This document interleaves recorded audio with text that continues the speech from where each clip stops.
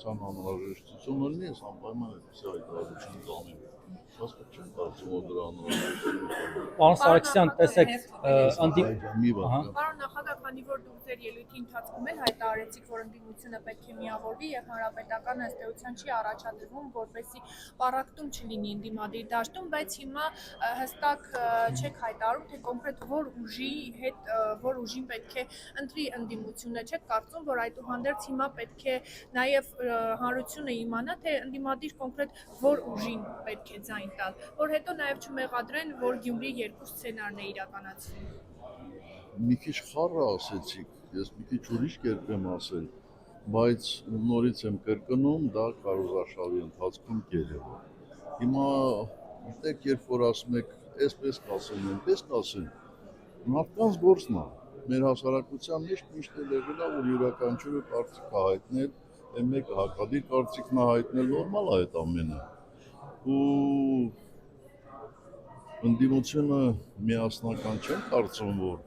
քարոզարշավի փուլում կլինի, բայց գոնե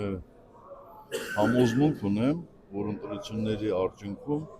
միասնական կլինեն, նույն կետին կխփեն, նույն գործողությունները կանեն։ Պարոն Սարգսյան, տեսեք, ամեն անգամ այս վերջի տարիների ընտրությունների հետ կապված միշտ խոսում է, որ պետք է ընդդիմությունը միավորվի մեկ ճակատով, հանդես գա գուցե մեկ ցուցակով, բայց տեսնում ենք, որ ամեն անգամ չի ստացվում, գնալով օրինակ 21 թվականի համեմատ այս տարի ավելի շատ մանր ուժեր կան ընդդիմադիր իրենց համարող, ինչու՞ նախ չի ստացվում ընդդիմադիր ուժերի միավորումը, արդյոք իսկապես ներ ընդդիմադիր ամբիցիաներն են, որ թույլ չեն տալիս, եւ ելի այդ պառակտումը զգացվում է, ելի հիմա հակամարտություն է սկսվել ձեր թիմակիցների եւ Ռոբերտ Քոչարյանի թիմակիցների միջեւ, բայց մի փոքր նյուանս կա, ոչ այդքան ուղիղ ձեր, այլ ձեր փեսայի Միքայել Մինասյանի թիմակիցների ու Քոչարյանի միջեւ այդ բանը, այդ պատերազմը նորից վերսկսվել եւ Մինասյանի թիմակիցների այդ հարձակումները նաեւ ձեզ են վերագրում, նախ սրա մասով ինչ կասեք, դուք կապ ունեք իրենց հետ, կապ չունեք եւ ի վերջո ինչու՞ չեք կարողանում լեզու գտնել Քոչարյանի հետ կամ ինքը ձեր հետ։ Դեք մաս ես բոլորի հետ կապ ունեմ։ Եվ իմ գործելավոճը մի քիչ ուրիշ է։ Ես որևէ մեկին ոչինչ չեմ պատմում։ Իմ գործընկերներին հարցրեք, իրենք կասեն։ Բայց լուր հետևում եք, որը գուցե նաև խրախուսանք է դիտվում իրենց կողմից։ Ոչ միայն հետևում եմ, փորձում եմ մի ուղղությամբ տանել։ Այնտեղ որտեղ ինձ հաջողվում է, որտեղ չի հաջողվում, չի հաջողվում։ Բայց ասեմ, որ ես երբեք չեմ ասել, որ մի ցուցակով պիտի գնամ, ես դա չեմ համարում օգտակար, որտեղ այդպես գնալու պարագայում վստահ եմ, որ ընդդիմադիր ուժերը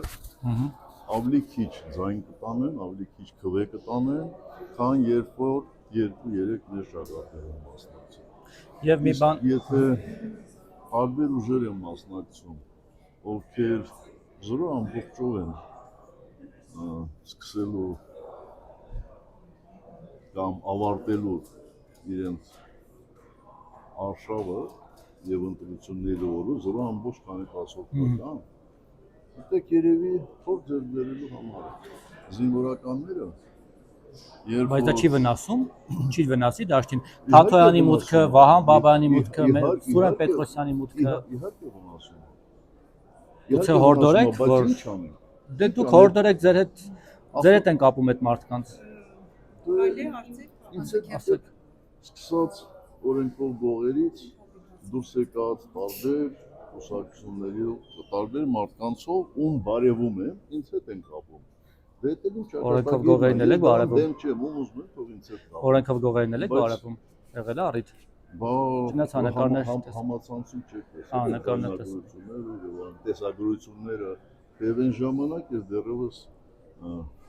Արցախի ինքնապաշտպանության կոմիտեի նախագահի եւ ոչ թե Հայաստանի պաշտպանության նախարար։ Իսկ երբ որ զինվորականները նորից են ասում, գնում են եւ ստորաբաժանումներ են ստուգում, այն սպաները, ովքեր առաջին անգամ են քննությանը մասնակցում, ասում են պրակտիկա դերբերել, բավուճի պրակտիկա, գնահատական չէ նշանակում։ Մի կարճ բան էլ ճշտեմ ներողություն։ Ռոբերտ Քոչարյանին էլ եք ընդդիմադիր համարում եւ օրինակ ձեր թիմակիցներին կհորդորեք, որ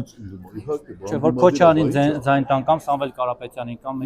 Կարուտյանին։ Ես շատ շատերից